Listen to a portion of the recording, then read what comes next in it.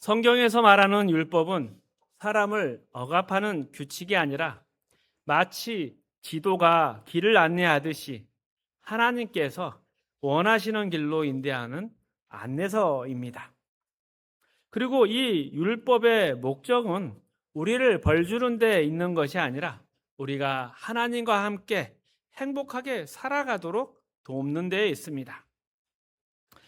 그런데 이러한 신명기의 말씀을 쭉 읽다 보면 절기와 재판, 이 말씀들 사이에 우상을 세우지 말라는 명령이 갑자기 등장합니다.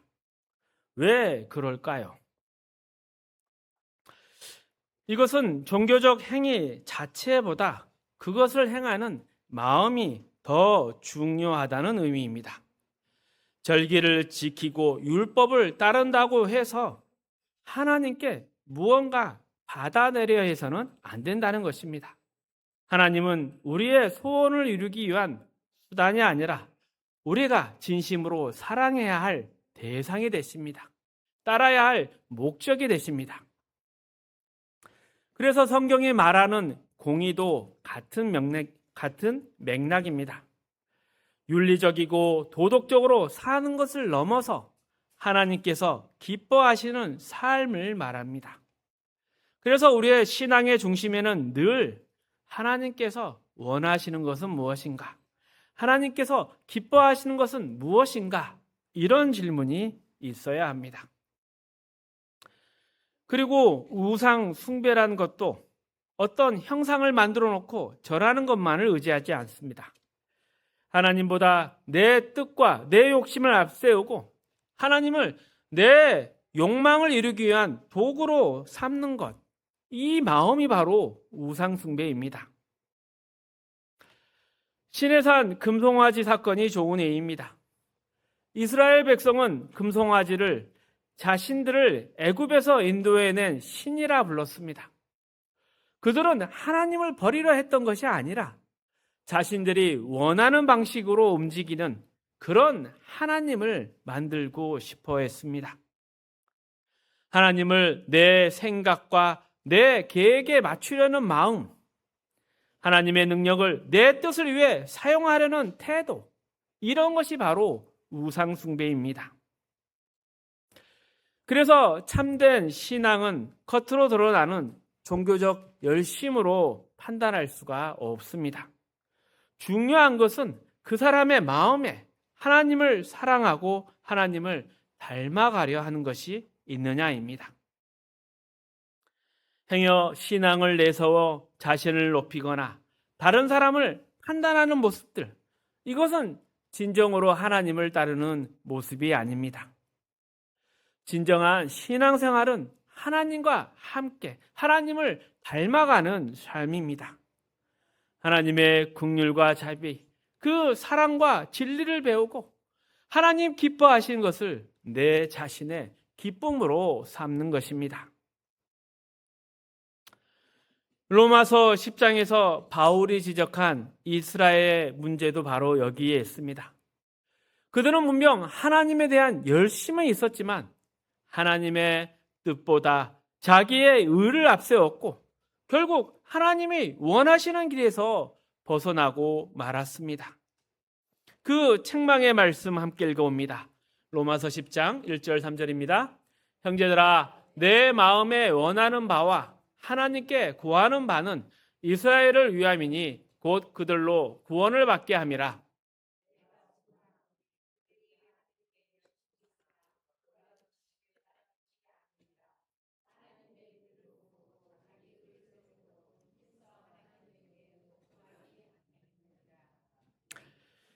그들이 하나님께 열심히 있으나 올바른 지식을 따른 것이 아니다.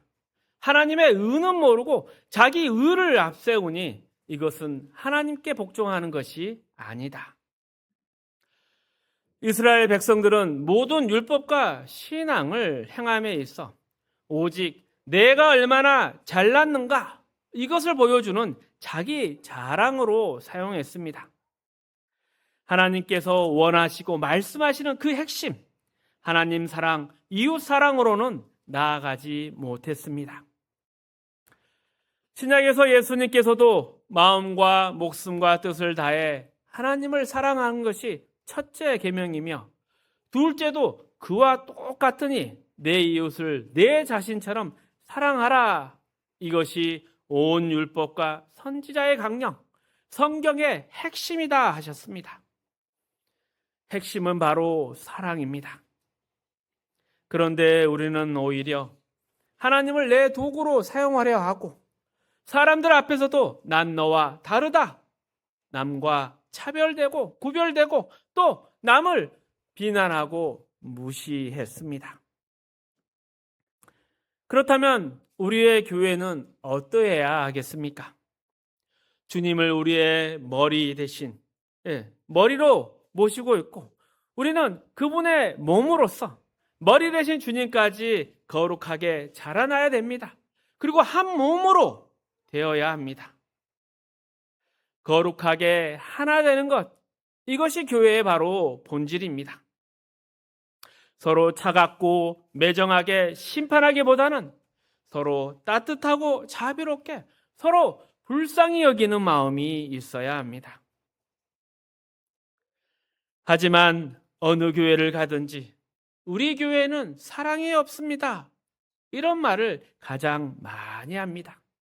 그리고 법이요 하면서 아량과 용서가 부족합니다. 그러니 그런 분위기 속에서 교회에 와서는 늘 눈을 더 낮게 깔고 상대를 살핍니다. 그런데 이런 모습들은 신앙이 아니라 이 신앙이란 이름 뒤에 숨어서 자기 자신의 의를 드러내려는 행동일 뿐입니다. 하나님을 증거하기보다는 내가 얼마나 잘났고 내가 남들과 얼마나 다른지를 보여주기 위해서 신앙을 이용한다면 그것이 바로 우상 숭배입니다. 그동안 한국교회는 참으로 많은 일을 했습니다. 전 세계 어디를 찾아봐도 볼 수 없는 뜨거운 열심이었습니다. 그러나 안타깝게도 그 방향성이 부족했습니다. 과연 하나님께서 무엇을 기뻐하시는지 이것에 대한 고민은 없고 일단 앞만 보고 달렸기 때문입니다. 사도 바울이 이스라엘을 꾸짖었던 것처럼 그들이 하나님께 열심은 있으나 올바른 지식을 따른 것이 아니라 우리도 여기에 해당되지 않을까요? 하나님을 믿고 따르는 사람은 세상과 달라야 합니다. 하나님의 사람은 내 욕심 채우려는 그 생각에 머물지 않고 하나님을 사랑하며 하나님의 공의를 따르며 그 사랑과 그 은혜를 나누며 하나님이 나를 보듯이 다른 사람을 따뜻한 마음과 시선으로 봐야 하며 품어야 하는 것입니다. 그래서 내게 어떠한 삶의 자리를 주시든지 또 어떤 역할을 맡겨주시든지 주변에 유익이 되는 쓸모있는 사람이 되어야 합니다. 내가 있어서 주변에 유익이 된다. 이런 모습이 없다면 과연 나는 참된 신앙인인가 돌아봐야 하는 것입니다. 그리고 이 문제는 결국 하나님께 드리는 제사의 본질, 예배의 본질과 연결이 됩니다. 오늘 말씀 신명기 17장 1절을 함께 읽어봅니다. 흠이나 악질이 있는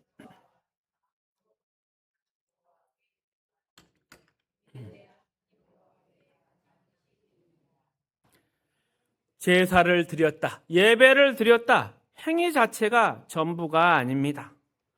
앞서 보았듯이 절기를 지키고 율법을 행하는 것만으로 신앙의 의무를 다했다 생각해서는 안 됩니다. 제사를 드리는 것 역시 아무 짐승이나 잡아다 바치는 것이 아닙니다.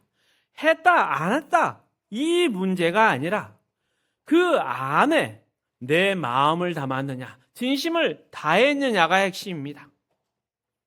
그저 하나님께 억지로 바쳐서 전 했습니다 이렇게 핑계대거나 이제 드렸으니 내게도 뭔가 주셔야 하지 않겠습니까? 이런 보상받으려는 마음, 하나님이 원하시는 예배가 아닙니다. 말라기 1장에 가보면 이 문제에 대한 하나님의 엄한 책망이 기록되어 있습니다.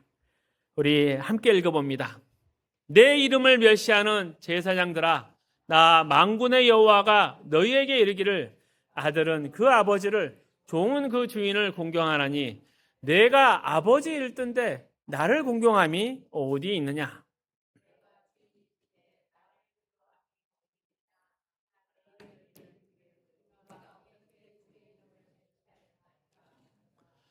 너희가 더러운 떡을 나의 제단에 드리고도 말하기를 우리가 어떻게 주를 더럽게 하였나이까 하는도다. 이는 너희가 여호와의 식탁을 경멸히 여길 것이라 말하기 때문이라. 만군의 여호와가 이르노니 너희가 눈먼 희생 제물을 바치는 것이 어찌 악하지 아니하며 저는 것 병든 것을 드리는 것이 어찌 악하지 아니하냐. 이제 그것을 너희 총독에게 드려보라. 그가 너를 기뻐하겠으며 너를 받아주겠느냐. 만군의 여호와가 이르노라. 은혜를 구하면서 우리를 불쌍히 여기소서 하여 보라. 너희가 이같이 행하였으니 내가 너희 중 하나인들 받겠느냐. 만군의 여호와가 이르노라. 너희가 내 제단 위에 헛되이 불사르지 못하게 하기 위하여 너희 중에 성전문을 닫는 자가 있었으면 좋겠도다. 내가 너희를 기뻐하지 아니하며 너희가 손을 드러는 것을 받지도 아니하리라. 아들이 아버지를 공경하는 것, 또 종이 주인을 두려워하는 것은 당연한데 어찌해서 너희는 나를 공경하거나 두려워하는 그런 마음이 없냐고 물으십니다. 이에 대해서 이스라엘 백성은 아니 언제 우리가 하나님의 이름을 멸시했습니까? 라고 반문을 합니다. 그들은 더러운 제물을 바치고도 무엇이 잘못되었는지 전혀 알지를 못했습니다. 하나님께서는 이미 눈 멀고 병든 희생 제물을 바치는 것이 악한 일이라 분명히 말씀하셨습니다. 그리고 또 그것을 세상의 총독에게 갖다 줘 봐라. 그러면 그런 것을 기뻐하겠느냐? 이렇게 반문도 하십니다. 하나님께 은혜 받으려고 이렇게 제사를 드리러, 예배를 드리러 나오는데 정작 그분의 제단에는 헛된 제물을 바치는 것, 이제 그만 멈추라고 하시면서 오히려 성전문을 닫을 자가 있었으면 좋겠다고 말씀하십니다. 이스라엘의 형식적인 제물을 결코 기뻐하지 않으셨습니다. 하나님께서 이스라엘 백성에게 너희가 공경함이 없다라고 지적하실 때 그들은 자신들이 할 일을 다했다는 반응을 보였습니다. 이것은 마치 부모와 자식 관계에서 흔히 보는 모습과 비슷하지 않습니까? 부모님이 늙으셨을 때 자식들은 마지못해 최소한의 도리를 해놓고는 내 할 일은 다 했다, 효는 다 했다고 말합니다. 부모가 서운함을 표현하면 자식은 아니 그만하면 내 최선이라고 그만하라고 말하지 않습니까? 하지만 이때 부모님이 자녀에게 정말 원하시는 것은 그저 음식이나 돈 같은 그런 형식이 아니라 그의 마음입니다. 마음을 원하는 것입니다. 사람 사이에도 이처럼 마음 당기지 않는 거칠이는 금방 드러나는데 하물며 인간의 모든 속내를 아시는 하나님께서 속으시겠습니까? 흠 있는 재물을 바치는 것이 단순히 재물의 문제가 아니라 하나님을 찾아오는 그 사람의 마음, 그 뜻과 정성이 담겨 있지 않았기 때문입니다. 하나님은 진실한 마음을 원하고 계십니다. 그래서 하나님이 명하신 이 일도 이거 하지 않으면 벌이 두렵거나 이거 하면 내 소원 이루어지시겠지, 이런 수단으로 삼아서는 안 되는 것입니다.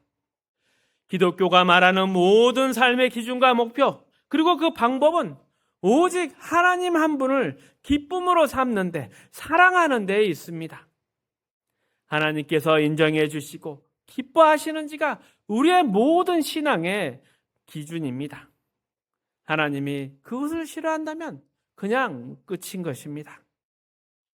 하나님이 주신 율법, 이것이 그분을 가까이 하고 그분을 사랑하는 그러한 방법과 안내서일 뿐이지 그 율법이 하나님 자체를 대신할 수는 없습니다. 요한복음 8장을 보면 예수님이 이 땅에 오셨을 때 바리새인과 또 함께 예수를 반대했던 사람들이 어떤 말과 행동을 했는지 잘 나타나 있습니다. 그 대표적인 예가 바로 간음하다가 현장에서 잡힌 여인과 관련된 사건입니다. 서기관과 바리새인들이 예수를 시험하려고 간음한 여인을 데리고 와서 어떻게 처리하면 좋습니까? 묻습니다. 그때 예수님은 너희 중에 죄 없는 자가 먼저 돌로 치라고 하셨습니다. 그 말씀에 양심의 가책을 느낀 군중들이 다 떠났습니다. 그리고 나서 이 말씀을 하십니다. 함께 읽어봅니다. 예수께서 또 말씀하여 이르시되 나는 세상의 빛이니 나를 따르는 자는 어둠에 다니지 아니하고 생명의 빛을 얻으리라.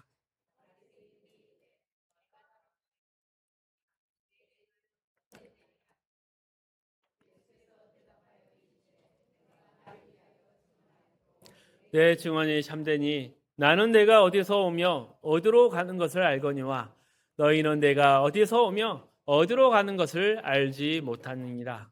너희는 육체를 따라 판단하나 나는 아무도 판단하지 아니하노라. 만일 내가 판단하여도 내 판단이 참되니 이는 내가 혼자 있는 것이 아니요 나를 보내신 이가 나와 함께 계심이라. 너희가 율법에도 두 사람의 증언이 참되다 기록되었으니 내가 나를 위하여 증언하는 자가 되고 나를 보내신 아버지도 나를 위하여 증언하시느니라. 이에 그들이 묻되 내 아버지가 어디 있느냐? 예수께서 대답하시되 너희는 나를 알지 못하고 내 아버지도 알지 못하는도다. 나를 알았더라면 내 아버지도 알았으리라. 성전에서 가르치실 때 헌금함 앞에서 하셨으나 잡는 사람이 없으니 이는 그의 때가 아직 이르지 아니하였음이라.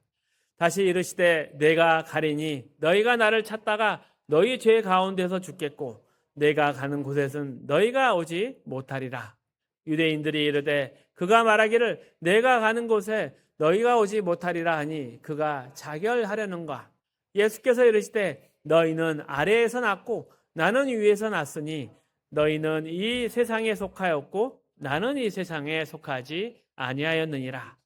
그러므로 내가 너희에게 말하기를 너희가 죄 가운데서 죽으리라 하였노라. 너희가 만일 내가 그인 줄 믿지 아니하면 너희 죄 가운데서 죽으리라. 그들이 말하되 내가 누구냐?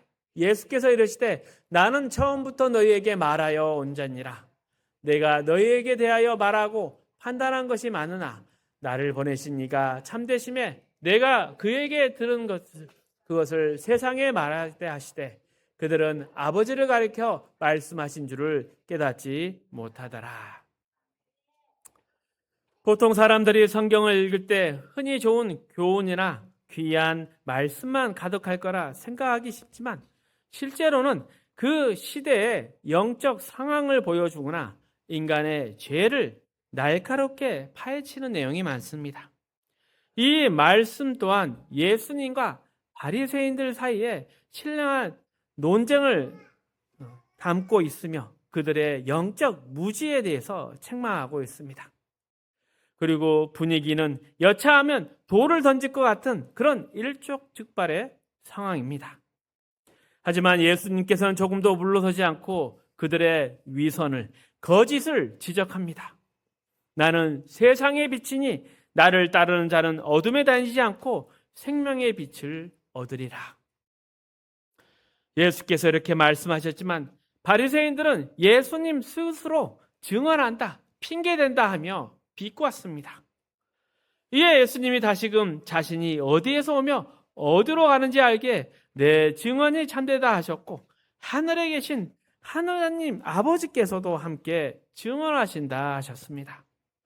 하지만 이스라엘은 그 바리새인과 서기관들은 하나님의 그 본뜻과 마음을 알지 못했기에 예수님의 이 말씀을 전혀 깨닫지 못했습니다. 그렇다면 과연 이 논쟁이 일어나는 근본적인 이유가 무엇일까요? 예수님은 분명히 하나님의 사랑과 긍휼, 그리고 그 구원을 이 땅에 전하려 오셨지만, 예수님은 이러한 하나님의 독생자로서 구원을 증거하러 오셨지만 바리새인들이 그것을 싫어했기 때문입니다. 예수 메시아, 이것을 인정하면 그분 앞에 엎드려서 은혜를 구해야 하는데, 그들은 스스로 그런 구원이나 그런 도움이 필요 없는 완벽한 존재이고 싶어 했습니다. 사람들 앞에 자랑하고 인정받기를 원했습니다. 누구에게나 고개 숙일 필요 없는 그런 우월한 존재가 되기를 원했기에 예수님 그들을 보며 사람들 앞에서 너희의 거칠애와 그 자랑들에 대해서 책망하셨습니다. 그리고 너희는 생명과 진리에 대해서 또 하나님에 대해서는 전혀 관심 없는 자들이라 꾸짖으셨습니다. 우리는 이런 장면을 보면서 바리새인들은 그냥 나쁜 사람, 반대로 나는 당연히 예수님 편으로 사도 바울 같은 주인공처럼 생각하기 쉽습니다. 하지만 이 말씀은 우리도 언제든지 그 바리새인과 서기관처럼 될 수 있다는 사실을 일깨워 주고 있습니다. 겉으로는 종교적인 의무를 다하고 교회에서 일하고 많은 행사를 치러도 정작 내 마음 안에 하나님을 진심으로 사랑하고 하나님의 은혜를 구하기보다 내가 하나님 옆에 지금 서 있는 것처럼 착각하는 모습, 그것이 우리 안에 있다는 것을 지적하고 있는 것입니다. 이처럼 하나님을 우리가 필요할 때 부리는 수단이라 도구처럼 대한다면 그 하나님은 우리가 섬기는 분이 아니라 우상이 되고 마는 것입니다. 이런 맥락에서 우리의 신앙을 점검하는 것도 아주 간단하게 할 수 있습니다. 혹시나 내 마음 가운데 남보다 잘난 척하거나 또 그들을 함부로 판단하거나 심판하고 있는지 한번 돌아보시길 바랍니다. 그리고 또 내 신앙생활, 내 마음 가운데 늘 기쁨보다 불평만이 더 많은지 살펴보십시오. 하나님 사랑, 이웃 사랑을 실천하는 진실한 신앙의 길을 걷는다면 이런 불평불만할 틈이 없습니다. 하나님께서 맡기신 일 성실하게 감당하며 살아가는 것 하나만으로도 우리는 부족하고 연약한 경우가 많습니다. 주신 가정과 또 이웃들, 그 가운데 하나님이 원하시는 그 의와 진리로 살아가는 새로운 사람, 이거 하기에도 우리에는 참 벅찬 일들입니다.